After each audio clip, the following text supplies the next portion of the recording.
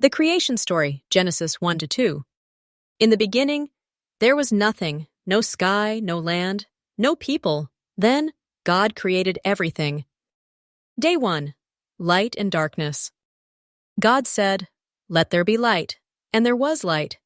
He separated light from darkness and called them day and night. Day 2. Sky and waters. God created the sky, separating the waters above from the waters below. Day 3. Land, seas, and plants. God gathered the waters to make seas, and dry ground appeared. He called it land. Then he created plants and trees that grew fruits and seeds. Day 4. Sun, moon, and stars. God made the sun to shine during the day, the moon for night, and the stars to fill the sky. Day 5. Birds and sea creatures. God filled the seas with fish and sea creatures, and the sky with birds. Day 6. Animals and humans.